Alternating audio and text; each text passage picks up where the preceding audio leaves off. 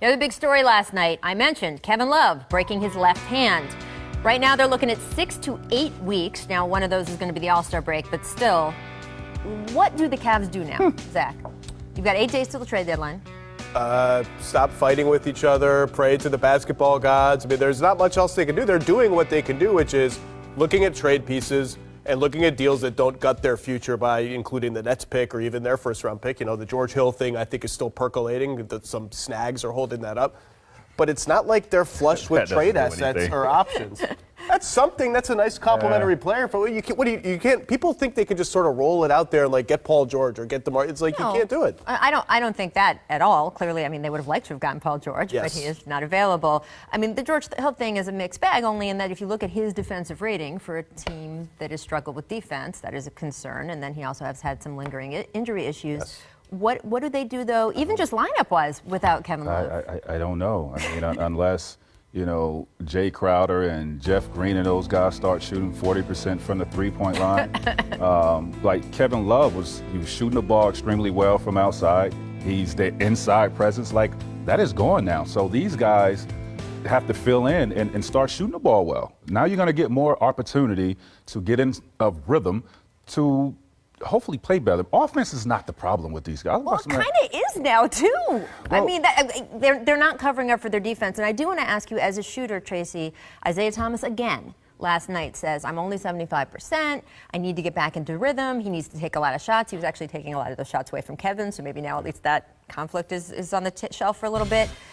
When you see him play, oh, well, this is LeBron. We'll get to that in a minute. First of all, I don't see the explosive quickness out of Isaiah. Well, that's what I want to ask about Isaiah. Do you think this is him working his way back, or do you think maybe he's not the player after his injury that he was? Well, he's definitely not the player before the injury. I mean, he is not that. Now, could he get back to that? That remains to be seen. He's not showing that right now because, again, I don't see that explosive Isaiah Thomas that I seen last year in the Boston Celtics uniform. Well, it's interesting. Bleacher Report published an article yesterday that included details about the relationship between IT and the owner, Dan Gilbert. The article cited league sources saying they often exchange calls and text messages. Ty Lue was asked in his pregame availability about how much he talks to Dan Gilbert. He said not a lot. So I guess Isaiah's got the direct line. I don't know. There was also in this Bleacher Report article saying that this was dividing the locker room a little bit or causing a problem in the locker room. Do you see that as being a problem? I don't know why. Tristan Thompson, you got your money, $80 million. You're making, $16 million a year. J.R. Smith, you're making $13 million a year. Crowder, like, you guys have got paid. I want to get paid. Right. So I gotta make sure I secure this bag when I'm a free agent this offseason. So, I mean, I don't see anything wrong with this. It's weird how Isaiah was this beloved figure in the NBA, and all of a sudden there's all this murmuring about how he's the new guys are causing tension in Cleveland, and he has got it's weird how fast that happened. Like, I don't know why anyone expected him to come back and be super healthy and productive. Now, there's other stuff. I can't speak to what's going on in the locker room, but there have been issues like this. Like Chandler Parsons and Cuban had a very close relationship that kind of annoyed the other player. Did anything like that ever happen on any of your teams? Never. Never. I mean, it's player-owner's relationship.